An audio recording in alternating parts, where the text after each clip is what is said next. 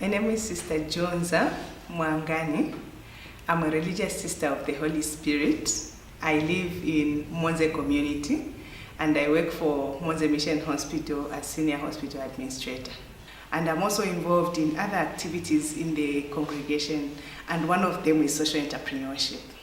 The hospital in which I work actually was founded by Bishop James Kobo. It was one of the first things that he did when he became bishop. It was founded in 1964. It opened its doors to the people of Zambia in 1964, just 4 days after independence. And we have named one of the wards James Kobo Ward. So every time I walk into the hospital, there are certain things that I have heard sisters repeating that James Kobo said. He said, healing starts at the gate. So the moment a patient enters the gates of Monze Mission Hospital, something should speak to them which brings healing. The way they are going to be received, what they are going to see as the grounds, the people they are going to meet. And I would remind my fellow workers there that here we are supposed to preach healing even before we give drugs. I can't leave home to join religious life and forget about God. So I look for God wherever I am, and I try to find God in the people, in the situations, and in the different things that I work with and the different people that I work with. So the passion comes from what I see, what I encounter. It's not all roses, but there's a lot of nice things that I have encountered in my experience there. Obviously, religious life is about praying. It's not my journey alone. It's a call from the Lord. So if I'm responding to a call, then I have to keep listening to where the Lord is directing every day. And I would encourage anybody who wants to join, because I haven't regretted this far. I've been professed 17 years, but I've been in the congregation 21 years. So this far I haven't regretted, and for me to tell somebody not to join, I'll be selfish, because I have enjoyed a lot about being a religious. Even though it's not easy, but it's manageable. It's a life, so there's nothing mysterious about it. It's just a normal life that has its ups and downs, but people still wake up and continue with their life. We always pray for our benefactors. We always pray for the people that have been helping us. But we know that those that have been our benefactors have had a very tough year this year. They are based in Europe and in America, and they've been the hardest hit with the COVID-19.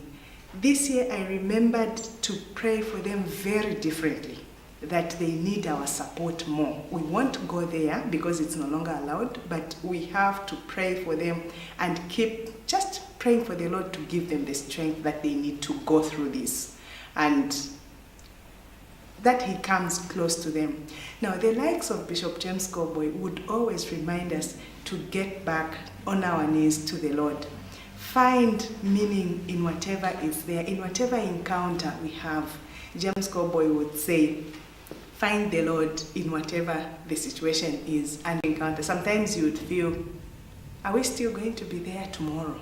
Is it necessary to keep planning for Monze Hospital or for the congregation of the religious sisters of the Holy Spirit for the next 5 years? You have to think twice. But at the end of the day, we remember this belongs to the Lord. So we continue. To celebrate the memory of Bishop James Kobo, I would encourage all those who are aspiring for religious life or sisterhood that join sisterhood, come and make a difference. Life is dynamic, and you're going to find yourself in there, and you'll find your life there. For those that are going through a tough time, there's nothing that never passes. Everything has its end. Today it's there, tomorrow there will be something new. So we look forward to the newness of each day and whatever new things it brings. We look out for what is new and kind of learn from what is in the past and leave it where it belongs.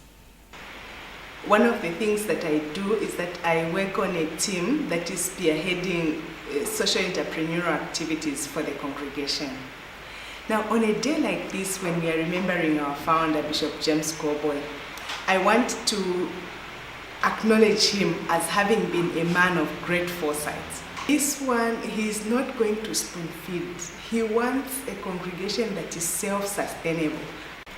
Now, I want to share that one of the things that he always said was that the sisters should read the signs of the time and respond. Now, we are responding to the signs of the time now because self-sustainability has become something that needs to be done and to be lived by in these days.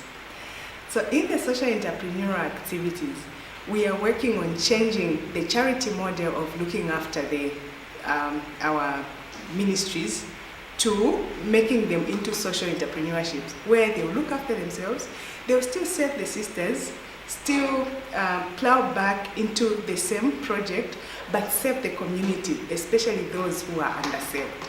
And this project that we are doing called the Sisters Blended Value Project, that was initiated by the Association for Consecrated Women in Central and Eastern Africa, we are being mentored by the Miller Center of Santa Clara University, which is a university for the Jesuits.